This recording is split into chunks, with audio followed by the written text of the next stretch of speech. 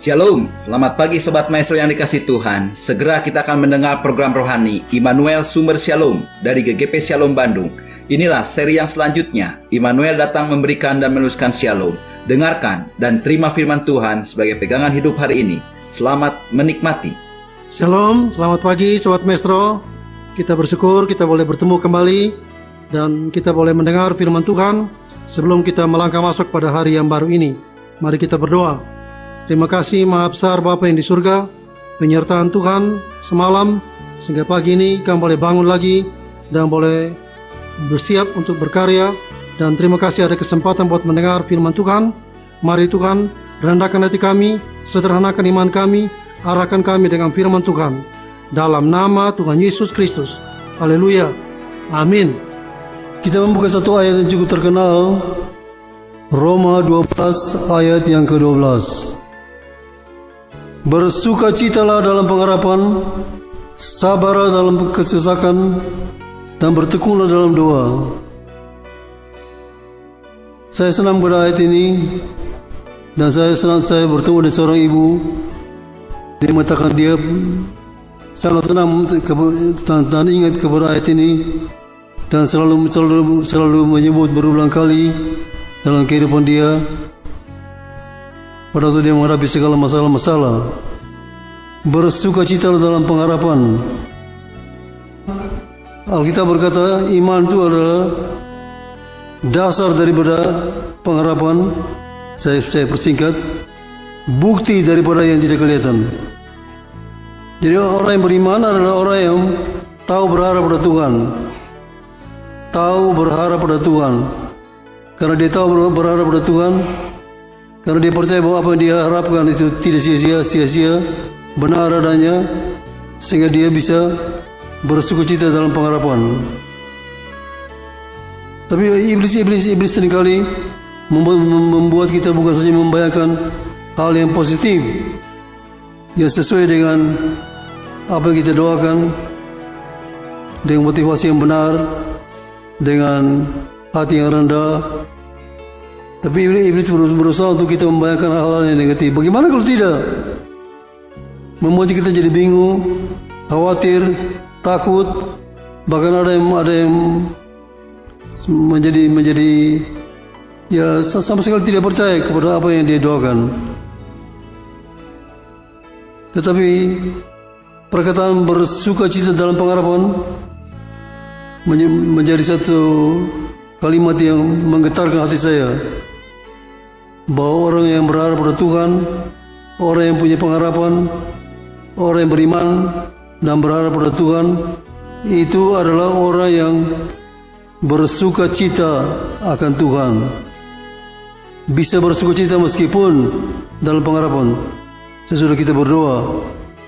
Jadi ada banyak orang yang berdoa dan tidak pernah sampai kepada bersukacita.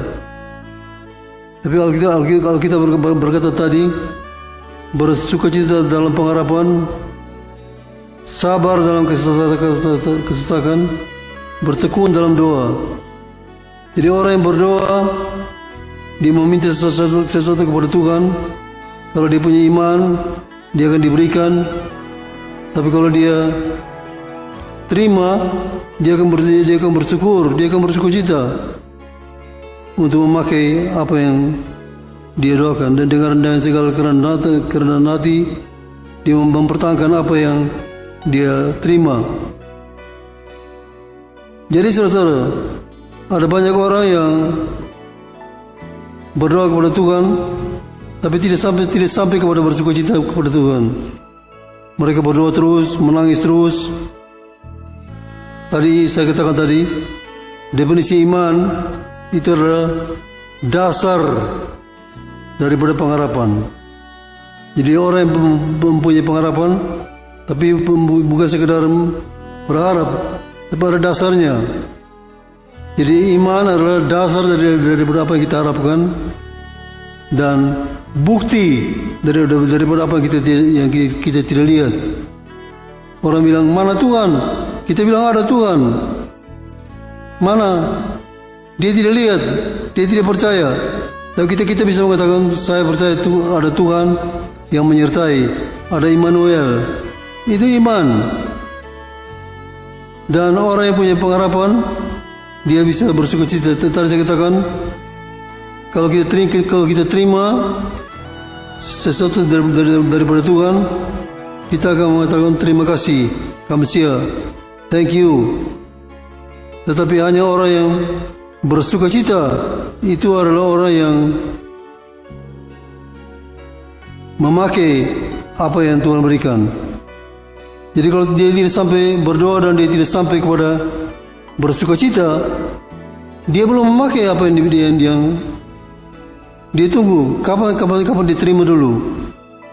Tapi ini dikatakan bisa bersukacita, bisa bersyukur meskipun dalam pengharapan. Ini pernah ditegaskan oleh Tuhan dalam satu peristiwa.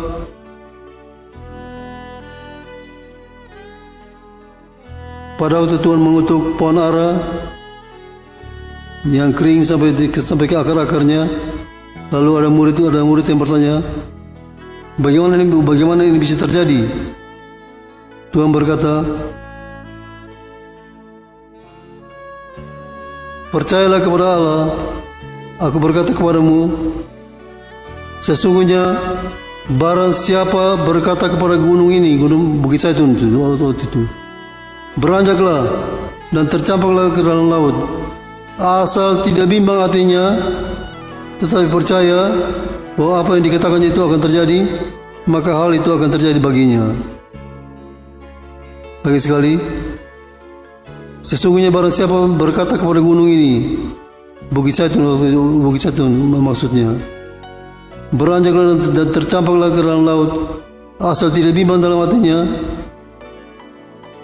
tetapi percaya bahwa apa yang dikatakan itu akan terjadi, maka hal itu akan terjadi baginya. Apakah saudara pernah berdoa sedemikian rupa sehingga tidak bimbang dan kita menikmati hasil doa kita? Atau ada banyak orang berdoa tetapi penuh dengan kebimbangan sehingga mereka merasa bahwa tidak ada guna untuk berdoa. Tuhan ingin sekali supaya kita percaya kepada apa yang Tuhan katakan.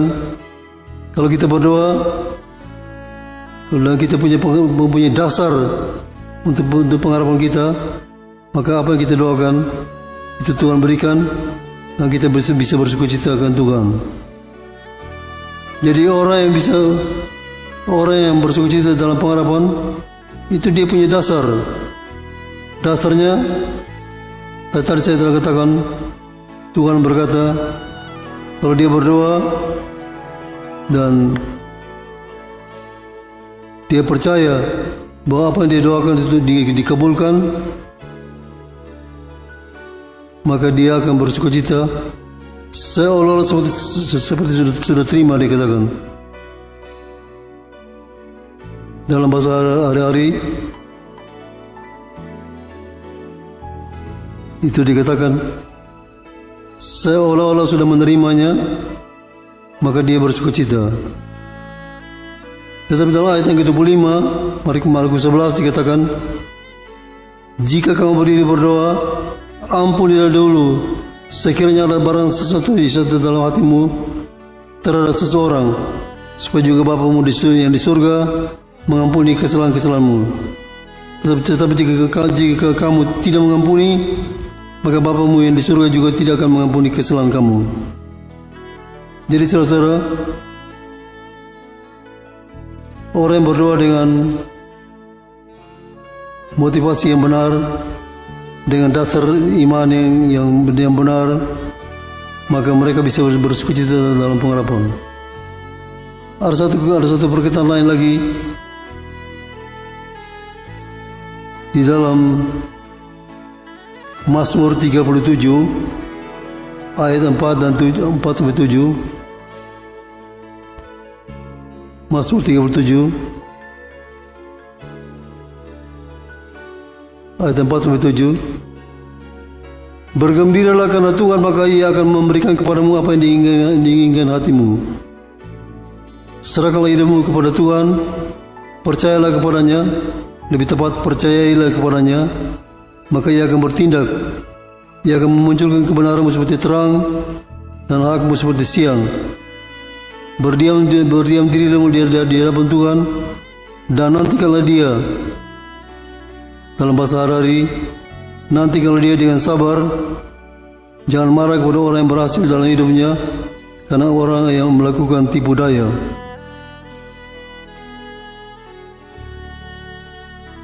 Jadi pada waktu kita berdoa pada Tuhan, kita bisa bersukacita dalam pengharapan. Kalau kita percaya bahwa Tuhan telah menegaskan, kalau kita berdoa dan tidak bimbang, maka apa yang kita doakan itu akan diberikan oleh Tuhan. Dan dikatakan, orang yang bergembira karena Tuhan, bergembira akan Tuhan, yang bergembira punya Tuhan, yang bergembira Tuhan ada dan siap untuk menolong kita. Setiap kali pembukaan kebaktian dalam Fotum dan Salam, hamba Tuhan selamanya mengatakan, Tuhan yang menjadi sumber segala berkat, sumber segala pertolongan, Tuhan yang adalah pengharapan kita, sudah hadir di tengah-tengah kita dan siap untuk memberkati kita. Ini membuat dia bergembira akan Tuhan. Dia datang dengan segala permasalahan, dengan segala kebutuhan. Dia datang ke tempat di mana dia bisa mendapat pertolongan. Ada banyak orang yang tidak bisa bersukacita dalam pengharapan karena merasa imannya itu ada masalah. Imannya banyak membuat dia menjadi bimbang. Saya pernah bertanya kepada seseorang yang sakit. Saya berdoa, saya tanya, bagaimana Om? Percaya pada Tuhan? Dia diam. Berapa kali saya tanya, bagaimana Om? Percaya pada Tuhan? Akhirnya ya percayalah. Apa artinya itu? Artinya supaya saya jangan tanya lagi, dia sebut percaya, saya percaya Tuhan. Dalam hati dia tidak percaya sebenarnya. Saya teringat kepada seorang bapa yang membawa anaknya untuk yang sakit ayan datang kepada Tuhan, berkata begini kepada Tuhan, kalau boleh tolonglah kami, kalau boleh tolonglah kami. Tuhan bilang, bagaimana kalau boleh? Segala perkara boleh jadi bagi orang yang percaya. Lalu bapa ini mengatakan, I believe, help my unbelief. Saya percaya, tolonglah saya yang tidak percaya. Bahasa Harari, kurang percaya. I believe, help my unbelief. Saya percaya, tolong saya yang tidak percaya. Saya merenungkan ayat ini. Kok bisa ya? Sementara percaya, kita tidak percaya. Kalau dia melihat mujizat yang dibuat oleh Tuhan, dia mendengar, dia tidak bisa menyangkal dia percaya. Karena dia melihat dengan mata kepala, dia mendengar dengan telinga sendiri, bukan dengar dari orang lain. Dia percaya. Tapi sekarang dia punya masalah sendiri. Dia bawa anaknya. Dia dalam hati dia mungkin mengatakan, apa dia bisa menolong? Apa dia bisa juga menolong anak saya? Seperti orang-orang Israel waktu melihat Tuhan Yesus pergi ke kuburan Lazarus, mereka mengatakan begini, orang buta disembuhkan, orang tuli disembuhkan, orang lumpuh berjalan, orang mati bisa anda. Jadi dia percaya, sementara dia tidak percaya. Jadi pada waktu kita lagi bimbang atau lagi ada keraguan, jangan takut. Beritahu kepada Tuhan yang terus terang, Tuhan, saya percaya, tolonglah saya yang ada ragu, ada bimbang, ada khawatir. Beritahu kepada Tuhan yang terus terang, maka Tuhan akan meneguhkan iman kita. Saudara-saudara, banyak orang tidak tahu kan hal ini, sehingga mereka suka bimbang, khawatir, dan merasa begitu minder, merasa imannya begitu kurang, begitu lemah. Tapi kita bisa percaya sementara kita tidak percaya. Bahkan orang-orang yang percaya kepada Tuhan, yang bersukacita dalam pengharapan, Mazmur 36, waktu dia berdoa supaya Tuhan mengalahkan musuh-musuhnya, ada perkataan, lihat musuh jatuh dan tidak bangun lagi. Sementara dia berdoa, dia lagi minta kepada Tuhan, dia lagi berdoa, dia lagi memohon kepada Tuhan, dia lagi berharap kepada Tuhan.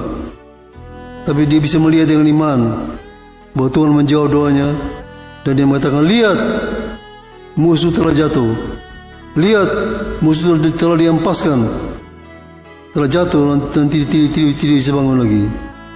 Ini saya sebut melihat dengan iman. Ini saya sebut dengan invision. Jadi invision bukan sekadar memimpikan atau menghayalkan, bukan. Invision ini kita melihat dengan iman. Kita membayangkan apa yang akan terjadi sesuai dengan iman kita, sesuai dengan dasar iman kita, dengan dasar pengharapan kita, maka kita akan menikmati apa yang Tuhan berikan kepada kita. Saudara-saudara, iman Kristiani ini satu hal yang unik.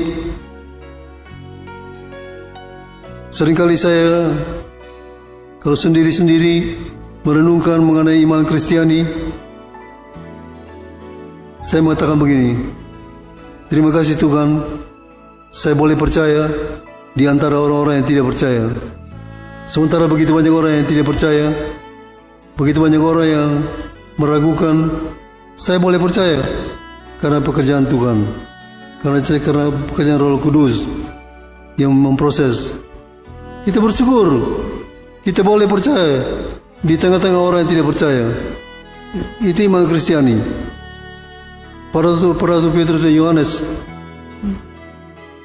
menyembuhkan orang sakit di Bait Allah. Orang bertanya, dengan kuasa apa dan dengan nama apa kamu sembuhkan orang ini? Dari perkataannya itu saya terkesan dengan satu kalimat. Dia tidak mengatakan, itu iman saya, itu karena iman. Tidak. Dia mengatakan, iman kepada nama Yesus, iman yang Tuhan berikan. Jadi bukan sekadar iman yang dari dia sendiri. Masih ingat Elia yang menantang kepada Raja Ahab, 3,5 tahun tidak akan ada hujan. Sampai pada waktunya dia berdoa sampai 7 kali. Dia berdoa sampai lihat awan yang kecil saja cukup, katanya, beritahu hujan besar nanti akan datang. Jadi ada orang yang tidak bisa bersukacita dalam pengharapan karena ada tanda yang kecil, membutuhkan tanda yang kecil, dan Tuhan berikan. Ada yang diminta, ada yang tidak, ada yang Tuhan berikan demi untuk proses imannya, supaya dia bisa bersukacita dalam pengharapan. Ada satu hal yang lain yang juga saya mau katakan. Ada yang tidak bisa bersukacita dalam pengharapan karena ada masalah titik kontak iman. Ada seorang ibu, sekarang sudah almarhum, dalam usia lanjut. Saya pernah tanya berapa kali jatuh? 10 kali jatuh. Satu kali dia sakit, dan saya datang pada hari Senin. Hari Senin kita besuk. Dia bilang, kita berdoa. Dia bilang begini, nanti hari Minggu saya baik, saya ke gereja katanya. Itu hari Senin. Nanti hari Minggu saya baik, saya ke gereja. Betul. Senin, Selasa sampai Sabtu sakit. Minggu dia baik, dia ke gereja. Kenapa dia tidak mengatakan nanti kalau ada Rabu saya baik, saya akan ke gereja.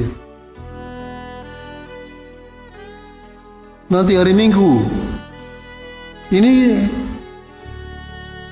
sesuatu perkataan yang dikeluarkan terjadi, baru imannya bisa terlepas, baru dia bisa bersukacita dalam pengharapan. Jadi ada banyak orang yang nanti kalau saya menjamah ujung-ujungnya saja, saya akan disembuhkan. Waktu dia dekat dengan Tuhan, nempel dengan Tuhan, desak-desakan dengan Tuhan, tidak terjadi apa-apa. Sampai dia pegang ujung-ujungnya, dia disembuhkan. Ini satu peristiwa, kejadian, titik kontak iman. Jadi orang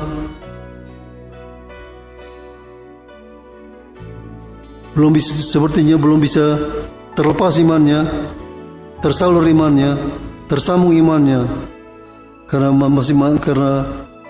belum menyelesaikan titik kontak iman. Jadi saudara, kita bersyukur Tuhan punya rencana yang baik untuk kita. Tadi dikatakan dalam Roma 12 ayat 12, semua orang Kristen diharapkan kalau menyebut diri sebagai orang yang beriman bisa bersuka cita dalam pengharapan, sabar dalam kesesakan, tekun dalam doa, bisa bersuka cita dalam pengharapan, masih berharap, masih berdoa, masih menderita, masih ada masalah, tetapi tetap bisa mengatakan puji Tuhan, haleluya, bisa bersuka cita. Itu rencana Tuhan. Jadi semua orang yang berdoa, Roh Kudus akan membantu untuk membayangkan, to envision, untuk memimpikan hal-hal yang positif, membuat mereka bisa berkata dalam pengharapan. Iblis akan memberikan bayang-bayangan yang negatif, membuat orang menjadi takut, khawatir, bimbang, putus pengharapan, murung, sedih, tidak ada sukacita. Kita harus berdoa dengan motivasi yang benar untuk kemuliaan nama Tuhan, sesuai dengan firman Tuhan, maka kita akan menikmati satu kehidupan yang bisa bersukacita dalam pengharapan. Itu rencana Tuhan buat kita semua. Amin. Mari kita berdoa. Terima kasih Maha Besar Bapa yang di surga, Tuhan telah berbicara, Tuhan telah berfirman. Biarlah Tuhan juga yang menyempurnakan, meneguhkan dan membenarkan setiap firman yang telah kami dengar pada pagi hari ini. Dan Tuhan sendiri juga yang memimpin kami dalam seluruh kegiatan kami pada hari ini. Tuhan memberkati semua yang telah mendengar pada pagi hari ini. Yang sakit Tuhan sembuhkan, yang lemah Tuhan kuatkan, yang ragu-ragu Tuhan mantapkan. Ada masalah-masalah dalam rumah tangga, dalam usaha dan pekerjaan, Tuhan pimpin keluar yang satu kemenangan. Tuhan memberkati juga Radio Maestro dengan segala pergumulannya, sehingga melalui radio ini nama Tuhan boleh dipermuliakan. Dalam nama Tuhan Yesus Kristus. Haleluya. Amin. Kita telah mendengarkan firman Tuhan yang berkuasa, meneguhkan, menyegarkan, bahkan memulihkan kita. Kalau saudara ingin pelayanan konsultasi lebih lanjut, saudara bisa menghubungi GGP Shalom, Jalan Semar nomor 36 Bandung, telepon 6012-604. Saudara-saudara yang belum mengambil keputusan di mana saudara akan hidup berjemaat, saudara dan keluarga bisa berbakti bersama kami pada hari Minggu, jam 7, jam 9 pagi, dan setengah 5 sore. Kami mengundang dan menanti saudara sampai bertemu kembali pada waktu dan gelombang yang sama. Tuhan memberkati.